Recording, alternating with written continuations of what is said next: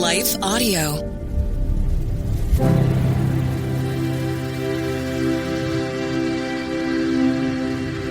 Thank you for listening to Your Daily Bible Verse, the podcast that examines one verse each day.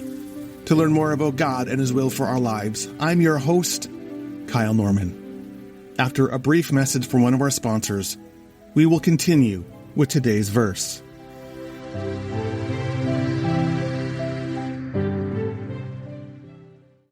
At Thrivent, planning your finances is bigger than money. It's a way to support the people, causes, and community you love, because helping you put your faith into action is at the heart of what we do. Thrivent, where money means more. Connect with us at Thrivent.com. Grand Canyon University, a private Christian university in beautiful Phoenix, Arizona, believes that we're endowed by our Creator with certain unalienable rights to life, liberty, and the pursuit of happiness. GCU believes in equal opportunity, and the American dream starts with purpose. GCU equips you to serve others in ways that promote human flourishing and create a ripple effect of transformation for generations to come. By honoring your career calling, you impact your family, your friends, and your community. Change the world for good by putting others before yourself to glorify God. Whether your pursuit involves a bachelor's, master's, or doctoral degree, GCU's online, on-campus, and hybrid learning environments are designed to help you achieve your unique academic, personal, and professional goals. With over 340 academic programs as of September 2024, GCU meets you where you are and provides a path to help you fulfill your dreams. The pursuit to serve others is yours. Let it flourish. Find your purpose at Grand Canyon University. Private, Christian, affordable. Visit gcu.edu.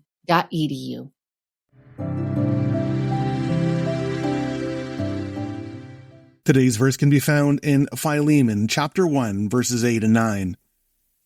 For this reason, though I'm bold enough in Christ to command you to do your duty, yet I would rather appeal to you on the basis of love. Philemon, chapter 1, verses 8 and 9. Paul's letter to Philemon is not very well known. It's tucked in between the more popular books of Titus and Hebrews, and because it's only 25 verses long, it's easy to miss. Still, this small book is packed with meaning for us, and it has some powerful things to say about what it means to follow Christ. Paul's letter to Philemon centers around his slave, Onesimus. And we don't really fully know what happens, but for some reason, Onesimus runs away from Philemon. And the implication is that he stole something, perhaps to fund his escape. Slavery, of course, was common in the first century world, particularly in Roman-occupied places like Colossae, where Philemon was. The Roman manner of dealing with slaves was incredibly harsh. And what is more, a runaway slave was free to be beaten or stoned, or if, like Onesimus, they had stolen something, fit to be killed. Somewhere along the way, Onesimus meets Paul, who is in prison at this point. Paul teaches him the gospel. Onesimus becomes a Christian, and he and Paul form a strong relationship. Paul refers to him both as a son, but also as a beloved brother. Now, here's the amazing thing about this New Testament book. The reason for this letter is because Paul is sending Onesimus back to Philemon. And he encourages Philemon to receive him, not as a slave, but as a full member of Christ's body, an equal. For Philemon, to be a Christian person and a follower of Jesus, for him to lead a church in his house that had to change his behavior. It had to inform how he looked at others. Now, legally, he could punish Onesimus in any way he chose, but Paul is saying that the call of Christ demands something different. Paul writes, I could command you to do your Christian duty, but I appeal to you on the basis of love. Paul prays that Philemon, standing before his runaway slave, acts as a model for how all Christians are to behave. In that moment, would he act out of retribution and inequality? Would he act in punishment and vengeance? Would he act in the ways of the world? Or would he act like Jesus? Paul is asking nothing less than Philemon free Onesimus, with all the public and legal ramifications involved in that. Now remember, the epistles would have been read out loud. Silent reading wasn't really a thing in the ancient world, so this letter would have been read out loud before the entire congregation. Paul is insinuating that Philemon makes a public and civic declaration that Onesimus is no longer anybody's slave, but is a free citizen of the Roman Empire with all the rights of everyone else. Paul writes, perhaps the reason he was separated from you for a little while was that you might have him back for good, not as a slave, but better than a slave, a dear brother, both in the flesh and in the Lord.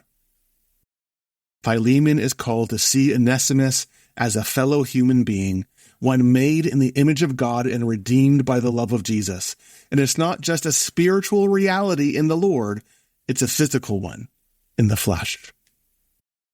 The love, the faith, the ceaseless grace and mercy that we claim for ourselves has to be lived out towards others, radically. If Jesus is first in our lives, if Jesus is the one to whom we constantly look, if we really want Jesus to be the basis of our all relationships, then we have to be willing to engage in the deepest form of acceptance and mercy. We must refuse to treat people based on how society tells us to treat them. Onesimus, he's the epitome of the person to be rejected, dismissed, and rallied against. He is the quintessential other to be discarded. But the gospel changes everything. Following Jesus isn't just about being kind to someone or being nice and polite. It is about radically affirming the freedom and humanity of others. Can we dare to believe that the person that we would choose to discard and dismiss is loved by God as robustly as we are? Can we affirm their place in God's heart? And if they're a Christian person, regardless of their denomination, can we see them as full members of Christ's body? Who is that in our lives? Who do we see on the wrong side of the tracks, the other side of the barriers? Luckily, the Spirit of Jesus helps us in this regard. Jesus stretches us, but he also empowers us. Happily, the grace of Jesus equipped Philemon and the church in his house to do what Paul called him to do, as best as we can tell. Philemon was written between 57 and 62 AD, before Paul's letter to the Colossians. But in his letter to the Colossians, Paul writes that Tychicus is coming with Onesimus, our faithful and dear brother, who is one of you. Philemon and the church that met in his house was indeed active in sharing their faith. They freed Onesimus. They got the vision of Christ's grace and allowed Christ's love to form them in radical ways. May that be our story too.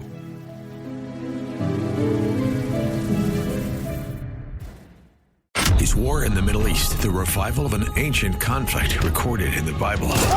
The nation of Israel is a resurrected nation. So what if there was going to be a resurrection of another people, an enemy people of Israel? Dinesh D'Souza's new film, The Dragon's Prophecy, is in theaters 2 nights only, October 6th and 8th. We came back to a land that was largely barren and empty, and we brought it back to life, and we're going to keep it. Tickets not sold in theaters. Get tickets only at thedragonsprophecyfilm.com.